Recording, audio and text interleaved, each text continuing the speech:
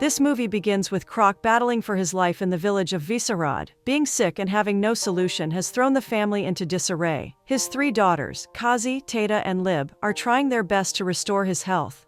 Kazi tries her best as a healer, but all efforts are futile. Tata, who is a priestess, makes all sorts of incantations, but makes no headway. Lib, who can see the future, goes in search of a solution, away from home.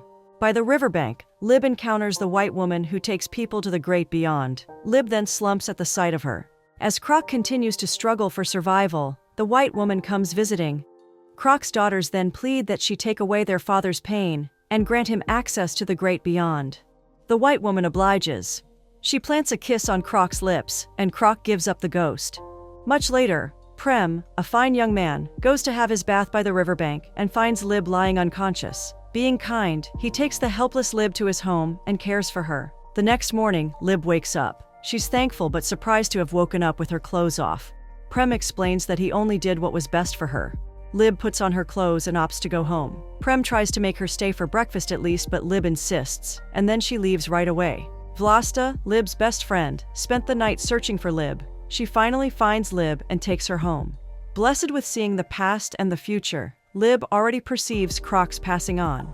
Lib is home to meet her dad's corpse. Her sisters excuse themselves as she mourns him. She lays her head on Croc's body and begins remembering her childhood, the times her dad taught her that she should treat the passing on of every living thing as a norm. She also remembers Croc telling her how her mom, who was a tree elf, passed down some powers to her. Her mom was so powerful that when she passed on, her tears formed the great river the town now has. That same day, Domislav and the other council members gather to pay their condolences. Domislav then announces that Croc handpicked Lib as his replacement in the council. Kazi protests against it, but Croc's wish must be respected and upheld.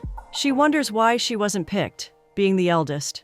They go on to perform Croc's burial rites. With Lib now a council member, she's been entrusted with the task of helping the people suffering from terrible fever. She wants Kazi's help, but Kazi isn't willing to offer any help. She says she has done her bit for humans. Now, she wishes to spend her time in the forest. Besides, the prestigious council seat that she expected didn't get to her. She sees no need to throw her weight behind the town. The villagers gather before Lib to seek guidance and help concerning various matters. Lib uses her powers to communicate with the spirits. She tells each villager, with a petition, what to do. She also tells the villagers that their animals are the cause of the fever ravaging the village. She advises that they burn all animals. She also promises that her family will assist them. Tata hasn't left her sister. She stands by Lib and tends to her after her strength-draining encounter with the spirits. Lib continues to give the town guidance. In a short while, the town and the villagers begin experiencing good health and a great harvest. They even bring proceeds from their farm as a form of appreciation to Lib. 1 year has passed, and the village keeps flourishing. They set a time to have a feast when Prem shows up with a horse as a gift for Lib. Her fame has spread far. He teases that he is fit to marry her, but the villagers object. Domislav and another council member begin wooing her on the spot. They make a promise to give Lib a good heir. Lib isn't interested. She gives them an impossible task to fulfill, then she can consider their request. The next day, Vlasta and Lib talk about the council members' proposal. She reiterates her stance on not giving them a chance. She thinks their motives are sinister. As Lib and her entourage travel a path, the Avars attack them. They're almost captured, but Vlasta gallantly fights back and takes the citizens of Avar captive. Now at home, Tata slays one of the captives and drinks his blood. There's an outrage from council members about the leadership of the village. One council member, Versovech, nominates Domislav for the throne. He thinks the village needs someone with Domislav's strength and dogged traits to lead them. Tata quickly objects. For her, Lib has been doing fine as the acting leader. The people trust and cherish her. She nominates Lib for the throne to the applause and cheers of everyone. Shortly, Lib is crowned the ruler of the village by Teta. The villagers are very happy to be led by her. Much later, Vlasta is made head of the militia by Lib. They laugh and talk about how men would find it hard to approach Lib. Vlasta reminds her that Prem stands out.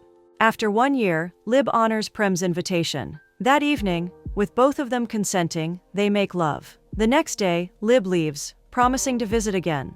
Subsequently, Lib guides her town as she's led by the spirit. She also finds time to visit her lover frequently. In one of her visits, she promises to make a city that other nations will envy.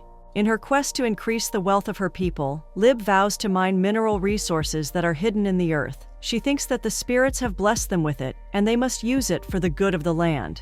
Taita objects. She says it is not for men to meddle with the things that haven't been given unto them. Lib won't back down. Taita feels like Lib is towing a path that defies her strengths. Lib continues to spend time with Prem. One evening, they contemplate the idea of Prem becoming king.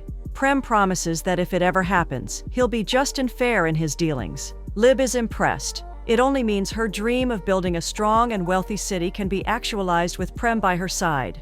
Lib returns home, and a matter is brought before the council. A miner, Roxhan, has taken offense to a farmer rendering his land desolate, so he took laws into his own hands. Lib then rules that the miner was in his right. This angers the farmer's relatives, who immediately demand that they prefer a king to rule over them.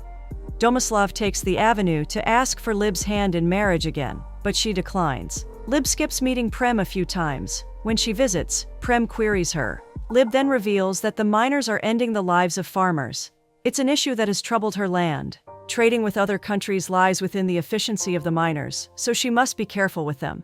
Prem thinks that Lib leads with a soft hand. She then begs Prem to join her army just so he could be promoted till he reaches a rank fit to marry her. Prem doesn't accept or object. Prem then warns that Lib must learn to balance his post as a leader and their relationship.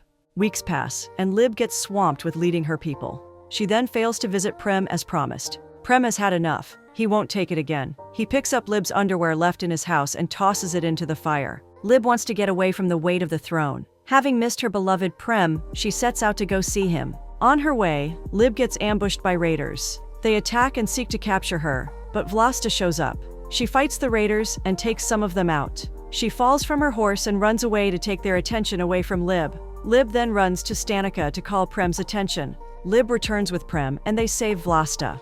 Lib hands Vlasta over to Prem for care while she goes back to her people. Weeks pass by, and Lib hasn't shown up to see Vlasta. Prem has done a good job of saving Vlasta's life and treating her wound. One morning, Prem tries to force himself on Vlasta. Vlasta refuses. She can't possibly have an affair with Lib's lover. Prem assures her that he no longer has a relationship with Lib. He also cites Lib's refusal to come to see Vlasta as a sign that Lib loves no one except her throne. Vlasta has no time to think. She then succumbs to Prem. They live on as lovers. The pressure for Lib to marry and provide them with a king becomes too much for her to bear. She promises to seek guidance from the spirits and do what's best. Lib retreats into the cave but doesn't ask the spirit for guidance. She's made up her mind. The next morning, she gives the council members direction on how to find whom the spirits have chosen as their king. She claims it's from the spirits. Domislav and some council members embark on the trip. They find Prem and request that he come with them. Prem teases a little before mentioning with a stern look that he will rule them with an iron fist. Prem enters Visehrad. He tells Lib that he truly has no love for her. He will only accept to be king because of the love they once had. He also says he's doing it because she thinks it is what is best for Visehrad. He then promises to rule them with an iron fist, reiterating that it is only what he'll be offering. The next day, Prem is crowned king. Prem is ready to help Lib build the city she desires. He immerses himself and his thoughts in making Visehrad a great place, neglecting any affair with Lib. Prem goes on to rule with strictness and toughness. He makes sure everyone pays royalties from their earnings to him. He also sleeps with different women in the city without minding his place as the king. He introduces stringent penalties for certain failures, one of which is cutting the head of anyone who defaults. Lib then pays a visit to Roxhan. She says her husband has relieved her of almost all her duties, thus giving her the freedom to roam. She seeks Roxhan's body, and Roxhan can't resist the queen. They then have an affair, one that Lib promises to never attach emotions to. The next day, Lib gets wind that Roxhan has passed on. Prem boasts that he called for his execution. He thinks the farmers' and miners' conflict ravaging the village will now end. He prides himself on having the solution to all problems. This breaks Lib's heart. Later that day, Lib finds Kazi deep in the forest. Kazi is sad that Lib has chosen a king who goes about destroying the forest. Lib tries to explain Prem's stance, but Kazi disagrees. She even thinks her ill health is caused by Prem's decisions. Lib suggests that Kazi come with her, and she agrees. In Visehrad, Prem plots how to build the new city. The people find his plans too aggressive and counterproductive. They demand that Lib use her powers to find out the potential success of the new city. Prem shuts them up, but Lib heeds the people's advice. Lib retreats into the cave. She comes out after a while and shares what she has seen. The city intended will be great, but there will be a catch that can ruin it. That vision opens the old fire that burns between Lib and Prem. For the first time in a while, they're attracted to each other. Domoslav finds Vlasta and suggests an alliance. He wants to marry Vlasta, who still has her place with Viserad's army. He thinks this will make them powerful in a bid to fight for the throne. Vlasta will never go against her beloved friend Lib. Without thinking it through, she orders her soldiers to seize Domoslav for plotting against Lib. She has mercy on him by only removing his eyes instead of ending his life. Teta, who has always been by Lib's side, finds that her time with them is up. She encourages Lib to keep up being a good person and raise heirs who will carry on the family's traits. She then gives up the ghost. Vlasta has found her strength and mojo back. She thinks that Lib was forced against her wish to marry a man. She begins a war against men, strangling them in their sleep and poisoning them. Lib finds out and pleads with her to stop, but Vlasta holds her ground. Vlasta wishes to be by Lib's side as her king. Lib begs Prem to spare Vlasta, and Prem agrees. He then sends men to Vlasta for a peace accord. Sadly, Vlasta lays siege on them and slays them. She then sends their body parts to Prem.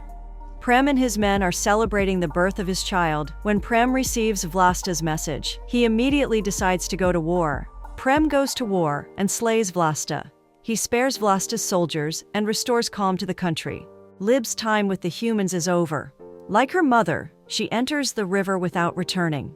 Prem then spends his days raising their son, Nezamisel, telling him how lovely Lib was.